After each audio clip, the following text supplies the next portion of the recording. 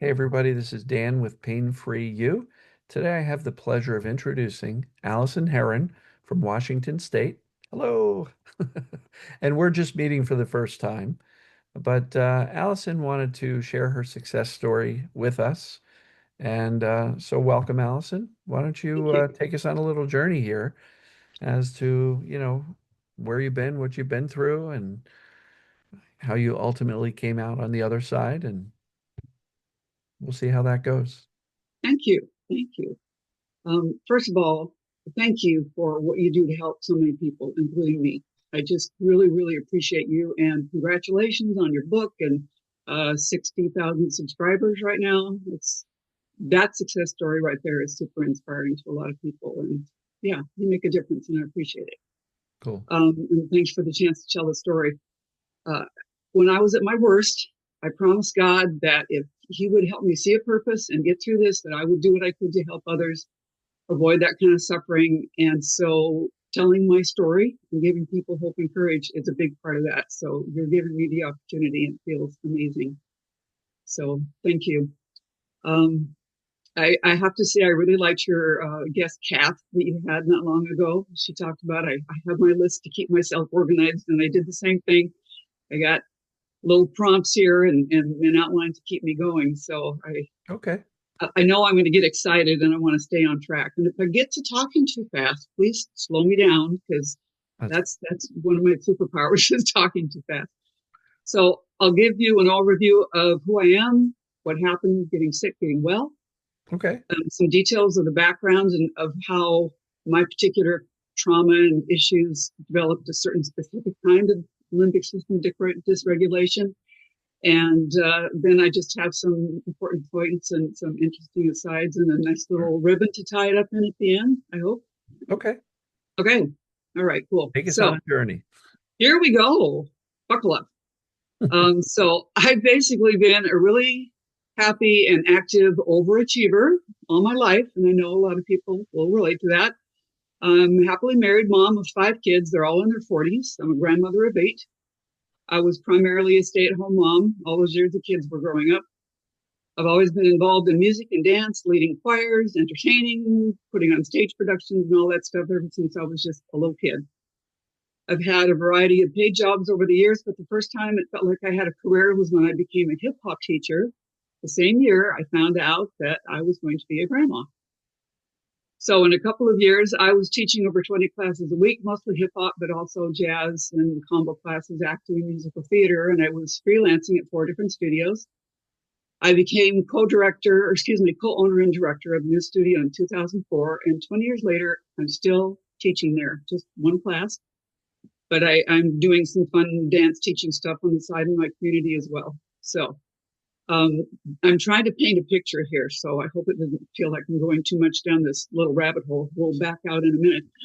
My two Okay. main claims to fame that I kind of joke about are that um, at age 52, I danced on stage with Weird Al Yankovic. And I celebrated my 56th birthday by doing 56 cartwheels in less than 4.5 minutes. So hopefully you have a picture. I've been living a pretty zippy life, right? There you Okay. go. So starting at about 2012, a series of health issues began, each one getting a little more intense than the last one. And it got really difficult around August of 2015 with growing insomnia and anxiety and one weird symptom after the other. It all came to a crisis point in March of 2016 after I had a bad reaction to a prescription drug. I had what seemed to me like a breakdown. I had 6 months of not functioning very well. Um, okay. So during that time and in the years to follow, I was never really bedridden, but I had like 40, 50 symptoms, depending on how you want to group them. It was intense. The main ones were terror, it's a big word, and insomnia. And it's very interesting because with that insomnia, I developed a fear of sleep and sedation. And I've never heard anybody else talk about a fear of sleep. And that I looked it up. There's a word for it. Um, yeah, we'll come to it later, maybe. Anyway, I got a lot of hypersensitivities, and it all turned into PTSD. So, just like so many of your other success stories, just about everything that a bazillion different healthcare providers tried to do for me most of the time made things worse. And we were flushing money down the toilet weekly. A Hmm. combination of prayer and faith. EMDR helped a little bit. A very supportive husband. Tranquilizers for a little bit of time, and a variety of great tools that I instinctively put to good use, all combined to gradually help me to get a little functional again in the fall of 2016, about 6 months later. I was able to go back to work, but it was rough. I felt like I was kind of just barely holding on and nobody knew what was wrong. And I really felt like I lost who I was. I didn't know if I'd ever be the same again. Yeah. About 2.5 years later, in January of 2018, I got a diagnosis identifying this big health issue that I felt like was to blame for all that was happening, right? Um, I found out that I had mercury poisoning. And even though understanding it and addressing it gave me a big boost of hope and I got some relief from a few of the symptoms, detoxing didn't solve what was wrong. And I couldn't understand that. So this carried on for another 2.5 years, and I kept thinking I should feel better by now. And in a lot of ways, I just really wasn't. I was getting worse. So by the summer of 2020, I was in a bad place. The main symptoms hadn't gone away, new ones were appearing, and the tranquilizers stopped working, and we were in the middle of COVID. At the time, I was in a Facebook group for people with electromagnetic hypersensitivity. Easy for me to say, right? Okay, Hmm. electromagnetic hypersensitivity. That was one of the things that was making my life not very fun. And somebody posted that they were getting relief from this with a brain rewiring program. And I had never heard of such a thing. And it was mind blowing to me because days before I had been talking to my husband, probably crying, and saying, I know that my brain is doing something to me here and I don't know how to turn it off. And I took his hand and I said, would you feel back there and find the switch and just turn it off? Because something needs to change, right? And Right. then this thing came on the internet and I clicked on this link and I felt like the heavens opened, like light just shone down on me. And I knew in my heart that God was telling me this was it. I had an instant buy-in. I didn't think maybe this is it. I just knew. And I just cried with relief. So I plunked down the money, watched all the success stories first, which is what really, really helped me because people sicker than me got well. Like, wow. Plunked down the money, and it was this huge turning point. So I followed the program religiously, and I healed a lot in the first 6 months. I would say 60, 70%. Okay. Just knowing what was wrong and that I was empowered to do something about it myself is huge. Right. Yeah. Okay.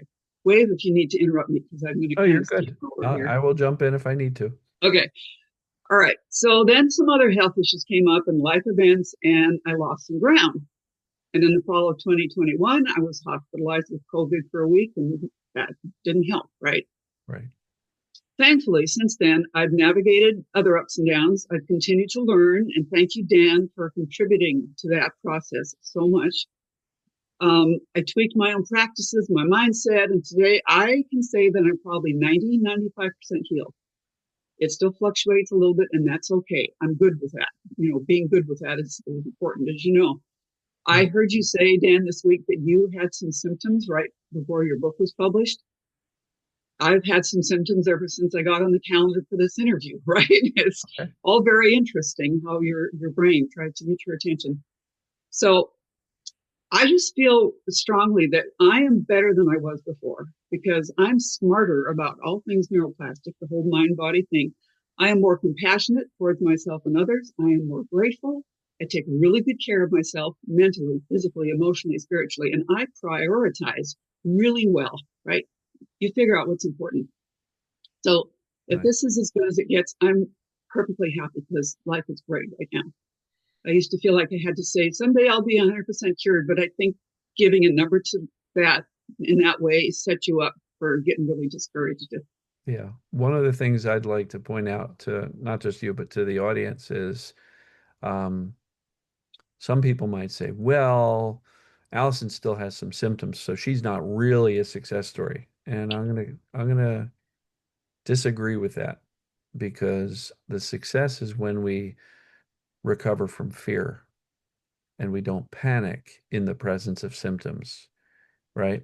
And so you are truly a success because you went from this to this, and this doesn't bother you as much, if at all, because you know what Bingo. it is and you know what to do about it.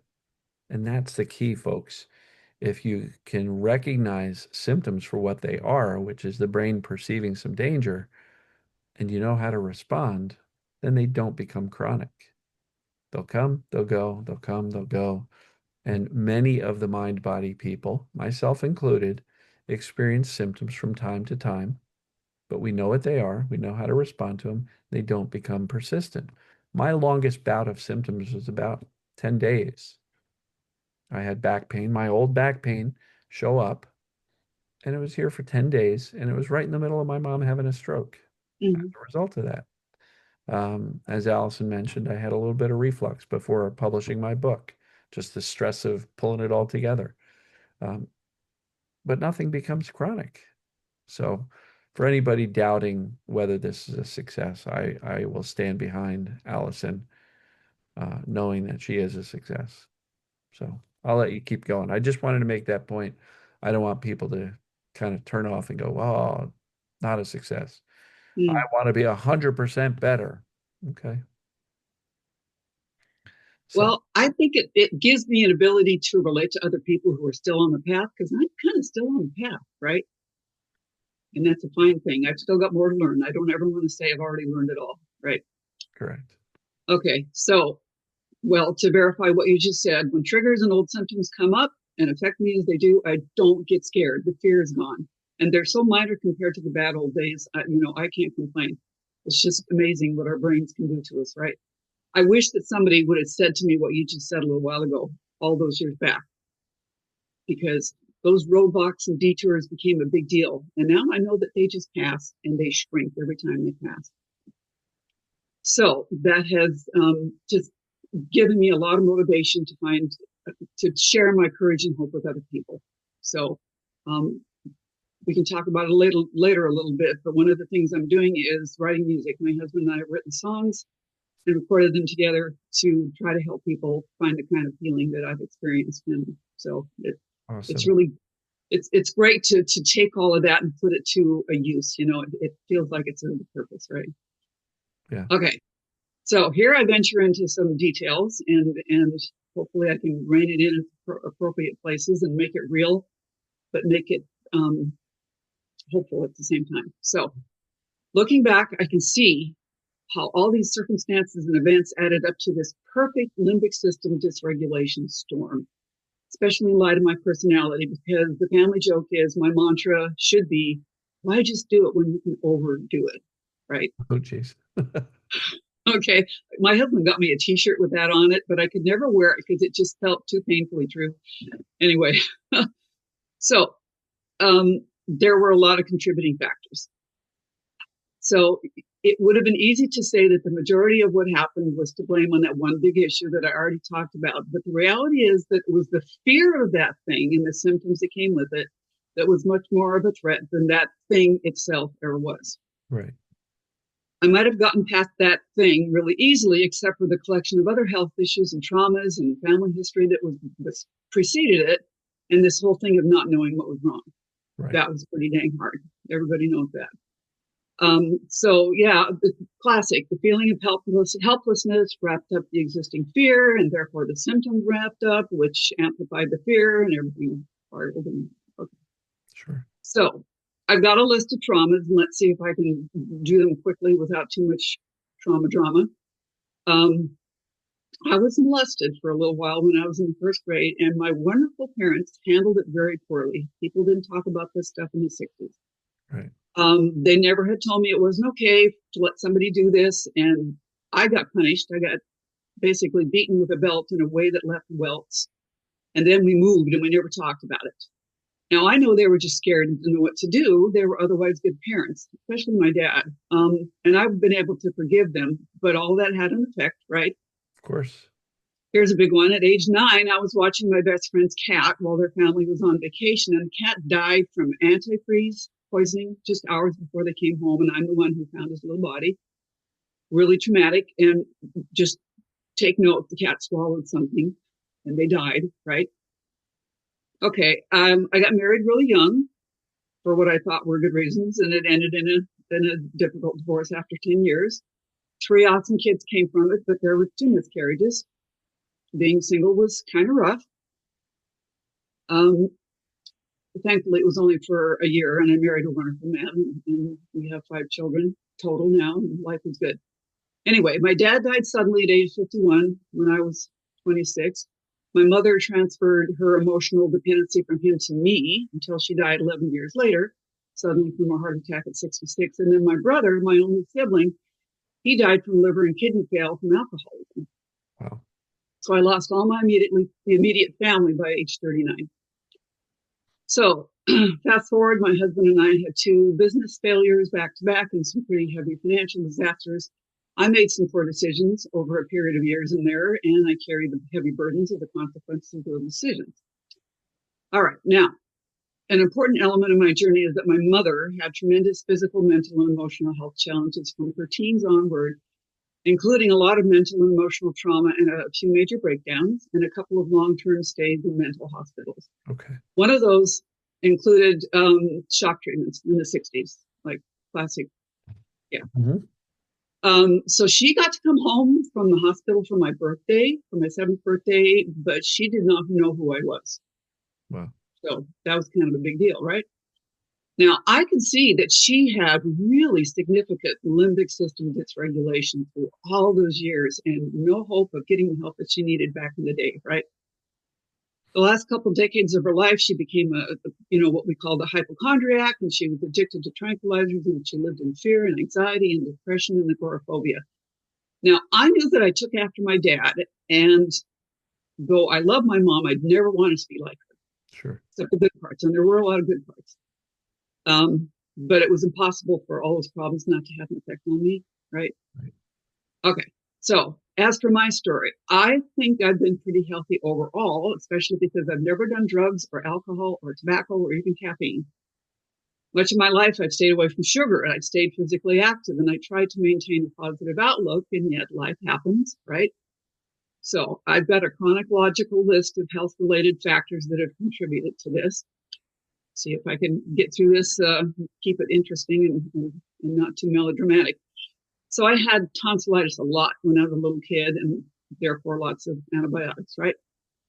My mother, this is a big one. My mother took steroids for years without knowing that she was taking steroids because she went to a quack doctor in Mexico that she'd been seeing because he claimed that he had a miracle cure for rheumatoid arthritis, which had hit her really hard. So she took these pills and it looked like it was a miracle cure, but then eventually stopped working and a lot of side effects kicked in. And when all this came to light, her new rheumatologist put her on a schedule to get her off the steroids. I was 13. My dad worked long days during the summer, so it fell to me to be kind of her caregiver and be with her during these long months of intense drug withdrawal. So one day in particular, it was very difficult. She kind of freaked out. She screamed and passed out. And I don't think we had 911 then, right? I didn't have any instructions as what to do. Thankfully, a neighbor across the back fence was a retired nurse. I went and got her. She came, brought my mother around. Everything was fine, right? Right. But that memory stayed with me. So, okay, I had, excuse me for talking female stuff here. You're all grown up, you can handle it. I had really heavy periods through my teen years. I was always anemic. My doctor put me on birth control pills at age 14, which felt horrible because I was super innocent and it felt like I was branded now, right? Caused me to gain weight. I got depressed. I fought nausea and I had to take iron, which meant I got constipated, right? I had to take stuff for that. All my kids were C-sections. After the second one, I got spinal headaches. Don't know if you've heard of that. Supposedly, if you lift your head up too soon afterwards, something about the way spinal fluid drains. So I had 3 months of not functioning very well with those headaches. So in the my late 20s, I had a personal injury which required a powerful antibiotic, which gave me a sinus infection, which required another antibiotic, which gave me a UTI, which needed another antibiotic, which gave me a yeast infection. And I got caught in that cycle of those infections for years. Anytime I ate sugar, I got tremendous headaches. So then my mom's psychiatrist decided to try to wean her from her tranquilizer. Then it went badly.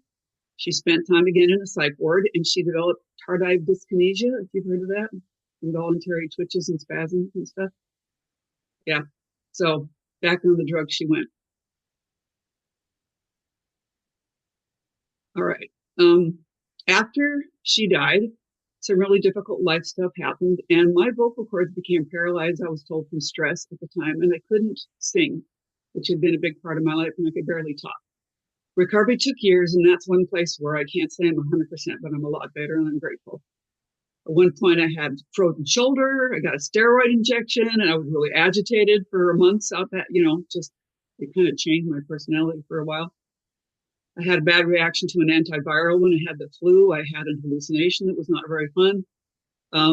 Once when I was fasting, I suddenly started losing bits of time, little bits of memory, and we thought I was having a stroke. Ambulance took me to the ER. They couldn't really find anything except a low thyroid, and gradually got better. And it didn't really, the thyroid didn't really explain what had happened, but we figured it out later. Anyway, I went to, I'll say right now what we figured it out was, I already said I had mercury poisoning. When you fast, your body goes through a natural detox, right? Mm-hmm. And so my brain got flooded with mercury, and that's what happened. And of course, now I would know how to handle it. And anyway, okay, so I went to an endocrinologist who put me on a prescription for my thyroid and put me on calcium supplements, because that's what he did to his patients. That was the wrong thing to do. We didn't know that for a while.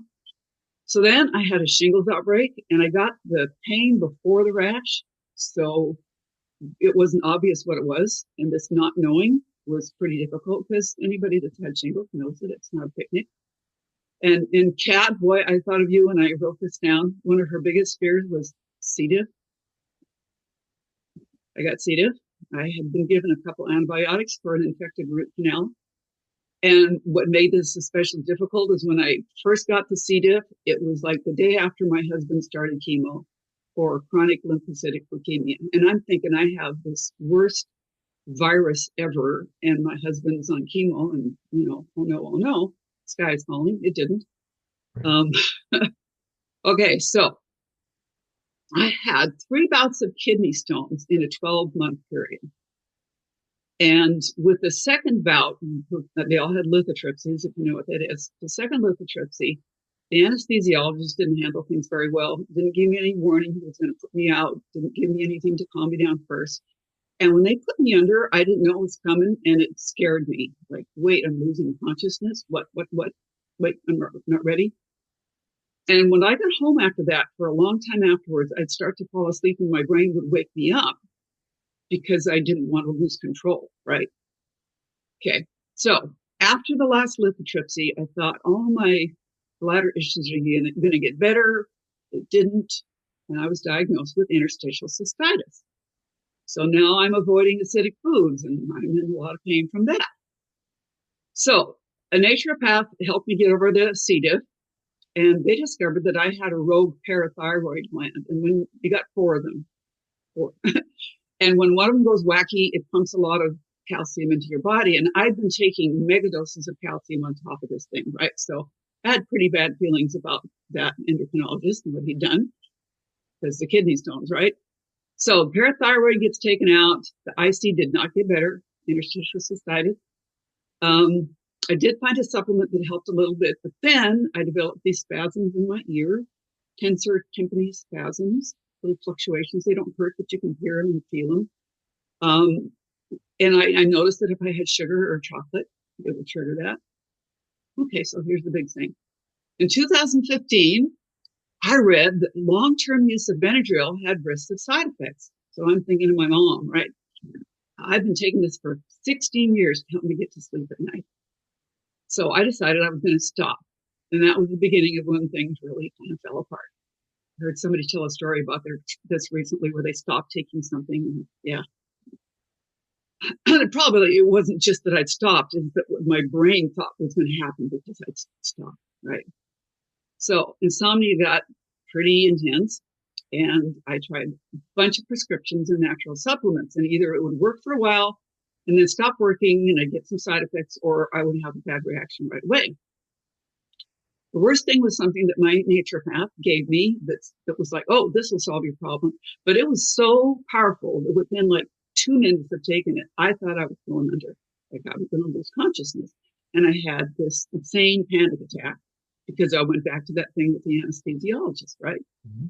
So going to the ER with insomnia and severe sleep deprivation, along with this agitation and anxiety, and nothing's helping me. And excuse me, I've got to take a swallow here. So then I'm getting other symptoms, one of them being difficulty breathing.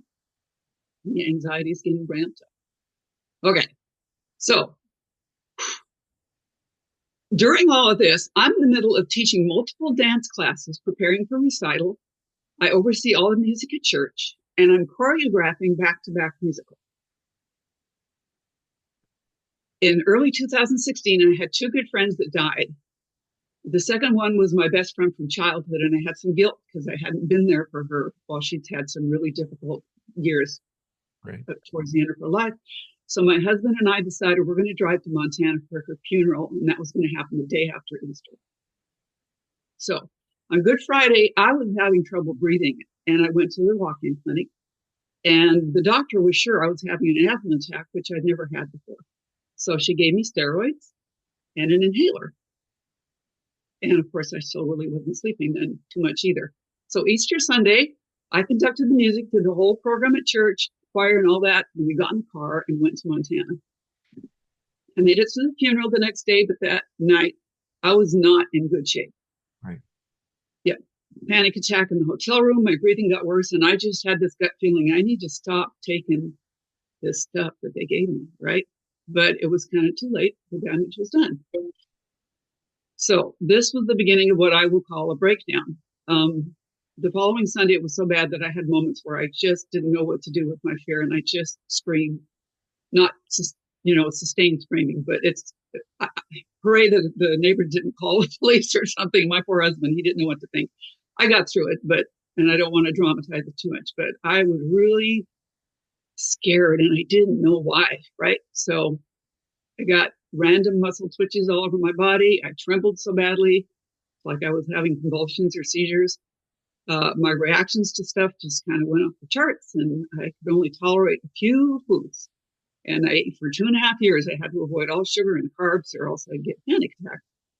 Tingling and numbness down my arms and legs. I got dizzy, had racing heart that would wake me up in the middle of the night, or just when I got up and sat back down, it didn't get better. I didn't know what POTS was, but that was the beginning of that, right?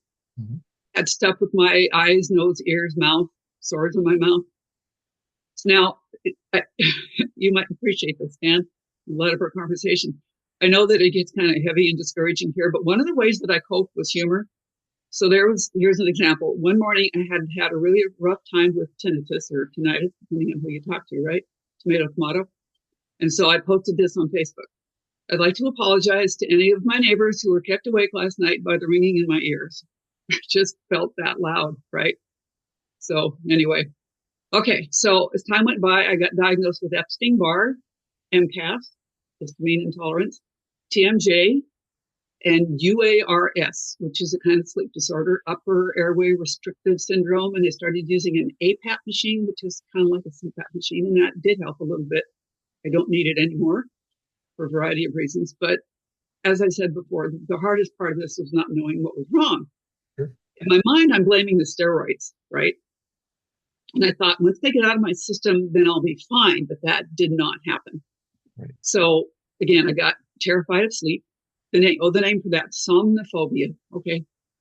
So during the worst of this, I had fear-based diarrhea every evening to the point that I lost almost 15 pounds in 4 weeks, and I didn't change what I was eating.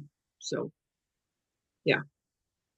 I stopped working. I stopped going out. I'm heading to the walk-in clinic and the doctor's office, and I kept having difficult drug reactions and finally got a diagnosis of PTSD. So they kept trying to give me stuff to help with that. Finally, we found something that helped, a tranquilizer called lorazepam, which I didn't realize right away was the same thing that my mother had been on all those years. Wow. Yeah. So I kept thinking, wow, I just feel a little bit human again. What took me so long to prescribe this? And then I found out, well, it's really hard to get off of, and it stops working at some point. But, at the time, I didn't want to think about that, right? So I tried acupuncture, Chinese herbs, somatic experiencing, hypnotherapy, and I had a new endocrinologist, and they thought, I know, it's your thyroid medication. Let's take you off of that. That was not the right thing to do. That didn't help at all, right? EMDR did help. That became a lifeline. It didn't fix things, but it gave me an anchor, and my therapist was super compassionate, and I think it made a difference. So I became functional again. I decided it was time to find a job. We really needed the income. And so whether I was ready or not, let's go do this. I found an awesome job. I started a whole new career, started working full time again. And in some ways, that job saved my life because I had a reason to get out of bed and the motivation to go do something to serve the world and Right. make a difference in other people's lives. But about a year and a half later, the tranquilizers pretty much stopped working. I had all these symptoms, didn't know what was wrong. Um, yeah, I will skip some of that dramatic explanation of some of the things that were happening. Yeah. Um, yeah. Okay. So, and I did have times when I just felt like I can't do this anymore, but I didn't want to be the one to do it, right? Mhm. So then in 2018, I got this diagnosis of mercury poisoning. And I won't go into that, but if somebody wants to know, they can reach out and I'll tell them. What we found out was that I had 3 mercury fillings removed all at once. I didn't know they were mercury. You're told that they're amalgam, silver fillings, whatever, but they're 50% mercury. And my dentist is trying to help me, but getting 3 removed at once, it released all these vapors into my head, right? Since then, I had 1 more that I've had removed. And we did that with a holistic dentist, which is the way to go because they know how to put measures in place to prevent for, additional exposure. But as I put the pieces together, I could see that this is when things started falling apart, in addition to all the other stuff that had happened to me, right? So um, it probably was not just the feelings, though, because I have a memory of my brother and I playing with mercury in our hands as a kid, at least once, right? Well, we all did as a kid because Yep. nobody knew or told us that it was dangerous. Nobody told us. I had a thermometer break in my house 30 years ago. I didn't know where the mercury Play went. with it. Yeah, it's so fun. Just hello. Yeah, do some research into why the Mad Hatter is called Mad, right? Yeah. Um, so it affected a lot of what was going on in my body, all my organs. I was pretty mercury toxic, but it was the combination of that and all these other traumas and my fear of what was happening, right? So just a lot of people doubt this thing about mercury. I just want to give you 2 little examples. I looked down one day when I was stretching, and under my wedding ring, my finger had turned kind of black because metal has attracted the metal. And my ring is an expensive ring. It had never done that before in all the years I'd worn it. One day I wore a medallion on top of my dress. And when at the end of the day, when I got undressed, there was a medallion shaped gray spot on the fabric where the metal had come through, attracted to the necklace. So, yeah, lots of symptoms of mercury detox. But I'm thinking, great, better out than in, right? This is great. I had a naturopath who had confirmed the diagnosis and was supporting me and helping me through this because you shouldn't really do this on your own or with Dr. Google, right? Get somebody who knows how to do it and do it right. So thankfully, that's what happened in my life. And to be honest, 7 years later, every once in a while, it still comes out a little bit. If I have a good cry, I always do mercury dump, but it's okay. I know what to do, right? So I just kept thinking back then, I will start to feel really better, a lot better soon. And I didn't. A lot of the symptoms were the same or worse. I still wasn't sleeping well. Anxiety was high, and I was at a really bad place. Right. So then in June of 2020, I discovered brain rewiring. That was the turning point, right? Cool. The hope that I got from that, understanding what had happened in my brain, that it wasn't my fault, that is still so monumental. Like if you could give that to people in a pill, right? So to me, the science just made so much sense. And part of it is that as I learned about individual philosophies and approaches to brain rewiring, mind-body healing practices that all the experts espouse, I could see that that aligned for me personally with the teachings of the gospel of Jesus Christ that I had believed all my life. And the harmony between the two to me was amazing. So it was like I was being reminded of what I already knew, and super cool, right? So I use that in my rewiring practice, and I learned to summon joy. I wish more people would talk about that, how what a big role that can play when you're healing your brain. Um, I just got so I could visualize in great detail joy from the past and the future, and I would weep with happiness. It just became super real. I think that was a huge ingredient in my healing. I mean, it calmed down all this cortisol that had been coursing through me, right? So, okay, I was super committed, 1 hour sessions every day for a long time, and a lot of improvement, probably 50, 60% at least. I started to feel like the real me, but then I'm hitting plateaus and I'm backsliding. I didn't know who Dan was, right? And I got discouraged. And that terror roller coaster was gone, but this is the different roller coaster. This was like, oh, I'm going to get well, and I can almost see my goal, and then it got further away, right? So I felt like I was stuck. It was, yeah, frustrating. So I see now that the program that I was on didn't address enough about emotions and trauma and dealing with roadblocks. And I needed help, and I couldn't afford a coach. Didn't think I could get a coach. You know, if I'd have committed, it would have helped, but I just didn't. And it was kind of a one size fits all approach. And maybe it's different now, but it didn't address all the things that needed to be addressed. So too much emphasis on making my symptoms stop became a battle, right? And the battle became bigger than the hope. So you're nodding. I'm talking a lot, Dan. You can stop and Great. interrupt. I'm listening, taking it in, and letting you tell your story. Thank you. Okay. All right. So, again, I hated it going through it, but I'm so glad now because I understand people that go through that stuff, and I learned a lot. So then two new issues came up that derailed me a bit. One of them was I got diagnosed with Bartonella, which is a co-infection of Lyme. That's a whole new set of symptoms that come from a microscopic bacteria in the body. I probably got it from a cat scratch or an insect bite. And the other one, I don't know if anybody's ever talked about it before, and this is kind of big for me, and I hope it's okay to talk about it because it's not fun. But I think that I'm going to help somebody who's had this and thinks nobody ever mentions this. So here I go. I got intestinal parasites, Okay. like tapeworms. Um, and I don't know where, like probably unwashed vegetables or undercooked meat. I don't know. My husband didn't get them. Who knows? So my PTSD was based on bad things getting in my body that I couldn't get out. So those two things together did not help in my healing process. I didn't feel safe because I could feel the parasites moving inside my body, especially at night when they're really active. So this went on for at least a year. It felt a lot longer. I'm not sure exactly, but at least a year. And I just decided that brain rewiring couldn't fix that because they had their own brains, right? And they didn't sign up to get rewired. It was only me. So carrying that inside me where they go away and come back, go away and come back, that was a big deal. So what finally took them out was COVID because COVID cleans you out, right? So my whole hospital stay and all that, when I came home, I'm parasite free. Yay. I don't recommend that as a cure though. A couple of times I think they've come back. One time I was pretty sure, the other time, I don't know, because I actually had said to a friend, I wonder if my brain could recreate symptoms of parasite. And then I feel like it kind of did. I'm not sure. Fear can do Anyway, all sorts of stuff. yeah. But what I finally did was fix my victim mentality about it.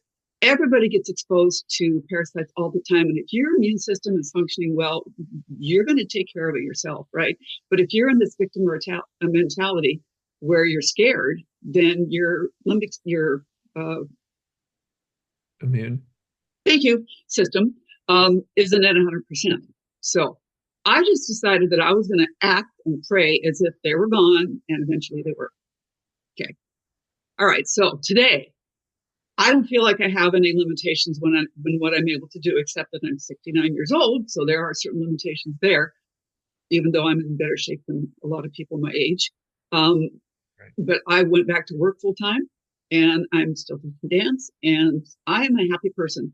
The fear doesn't get to me, and just, I'm happy to get up and face the world every day. I'm excited about what's going to happen tomorrow. It's pretty awesome.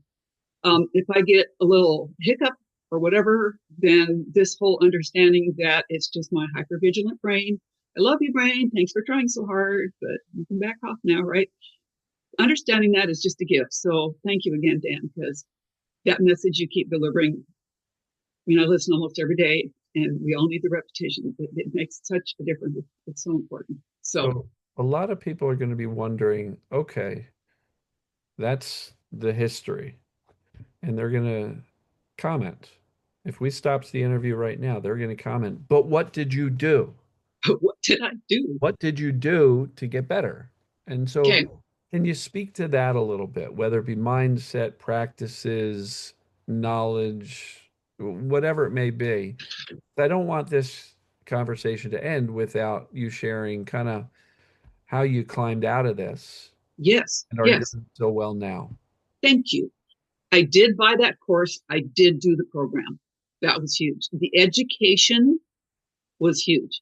So, in addition to the learning materials that I got with the program, I'm drinking in everything I can on the internet about limbic system dysregulation and what to do about it. So, I learned to change the way that I talked about it to melodramatic stuff and worst case scenario stuff Mhm. and looking for validation and pity from other people. That was huge. Music was huge. Listening to stuff that lifted me up and gave me hope Mhm. and didn't make me wallow in the pity stuff. Um, I kind of lost my identity as a dancer, but I continued to stretch at night.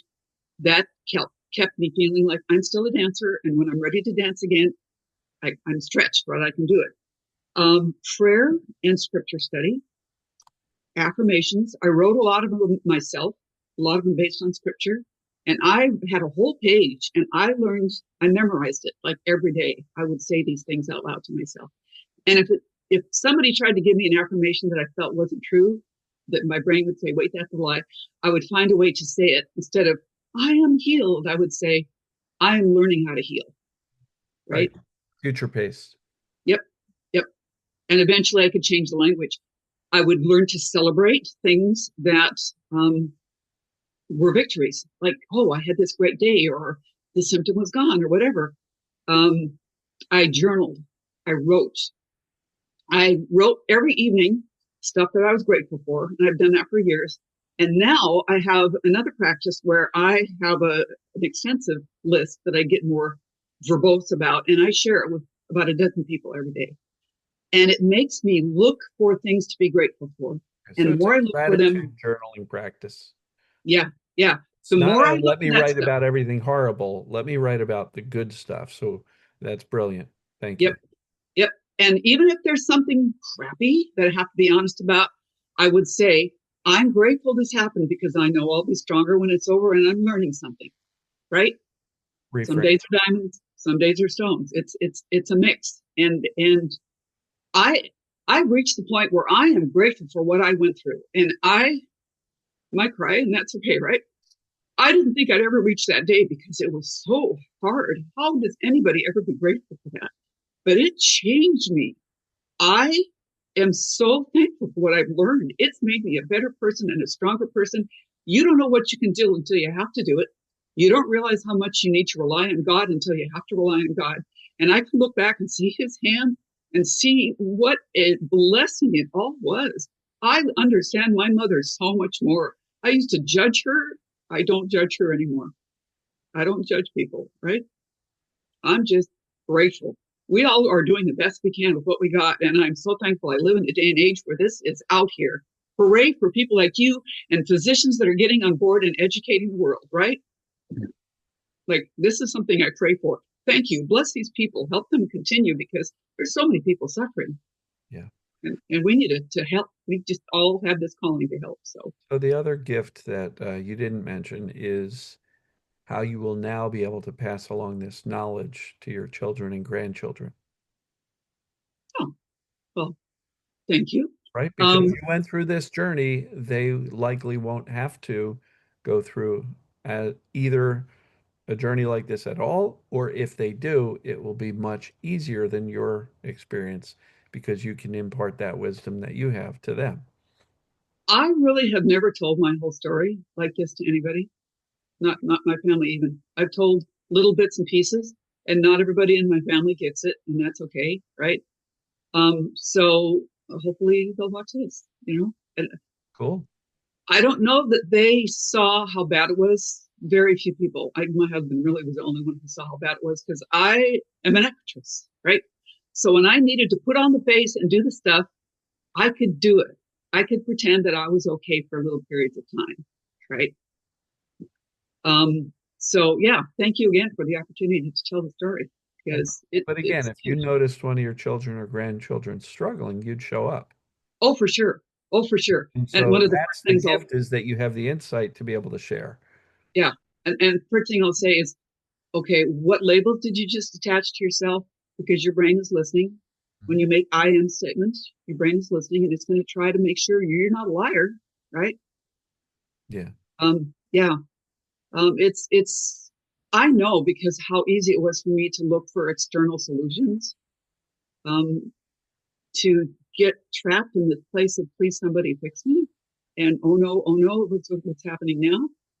So absolutely, absolutely. And I see it in so many people around me, right? Every day I run across somebody that I just want to give them a hug and say, okay, if you just heal your brain, you'll feel better, right? And um, yeah. And they look at you like, what are you talking about?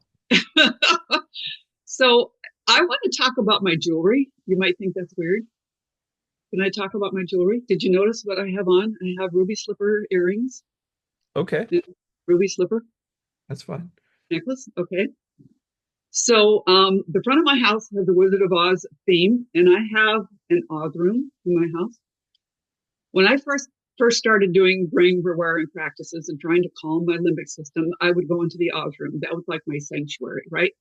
And as I got deeper into it, I started to see some parallels, and I want to share those. Now, I know I'm not the first person to see these because I've seen at least two books about brain rewiring that bring up this parallel, and I'm like, oh, great minds thinking alike. But it came to me in 2020, just so you know, I didn't steal it from anybody. Okay, so Dorothy went through some really traumatic stuff, right? You know, they're going to take her dog. She ran away, all this stuff. She was caught up in this tornado that took her away from who she was and all that was familiar. Even though she was in a strange place that was often really scary, with the help of other people, she found a path.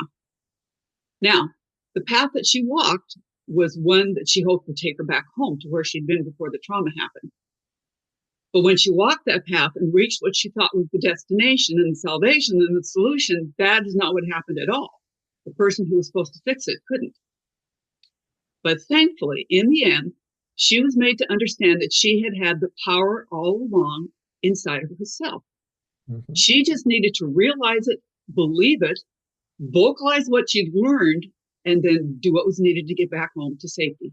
And when she got there, she was better off than she had been before she left because she appreciated all of her blessings so much more than she ever did before. And Mhm. that's how she found her happiness. So that's what my necklace says. She had the power all along. These are my reminders. Yeah. Yeah, nobody can do it for you. This is up to us. Very cool. Dun, dun, dun. we that's so dang cool to not feel like I have to depend on the doctor to fix my life, right? I just love that. I love that our brains were created with this natural ability to heal. It needs more help than when you scratch your arm, right? That heals. We're made to heal. This is a little more complicated, but it can be done, and I'm living proof. Awesome. Okay. So I know before we got on the recording, you also mentioned that you write some music. Do you want to point some people to where that is and share a bit about what you're writing about? Thank you. Yes. My husband has helped me. He's a tech guy and he's a musician, so we make a great team in making this stuff happen. It's called Faith Squared, but there's a hyphen, faithsquared.com. And the music is Faith Squared Music. So you can find it on YouTube for free. And I have a Facebook page. I just started writing lyrics that I knew that I needed. messages that my brain and my heart needed to hear, and they turned into songs. And once I started writing this stuff, it just poured out of me. And my husband, being a great composer and a musician, we just started teaming up. And we have 11 of the 20 songs I've written recorded. They're all free on YouTube. And a lot of them are kind of tongue in cheek. Hopefully, they'll make you smile because smiling releases endorphins, right? If you can sing along and get good feelings about it, and maybe laugh a little bit or maybe shed a tear of joy, then that's the whole point of what we're trying to do with this music. Right. There's so many ways to heal. And I love instrumental music. I listen to Tim Janis, if you guys are wondering, good instrumental music to listen to when you're healing. He was amazing, but I needed lyrics to reinforce what I'd learned and what I wanted to share. So faith-filled music. And one of the songs I keep thinking of when I listen to Dan, it's called My BFF, and it's about self-talk. It's so important. So you talk to other people kindly, and you don't often reserve that kindness for yourself. Sometimes the things that you say to yourself are so discouraging, and you would never talk to other people that way, right? So, hello, figure it out, right? Your brain is listening. Um, yeah, I've got a blues song about a way to process emotions, and again, that's kind of tongue in cheek, but there's a good message there. We've got a little you might remember a trailer. First day I ever went, a finger snapping to a song about God's just winking at me.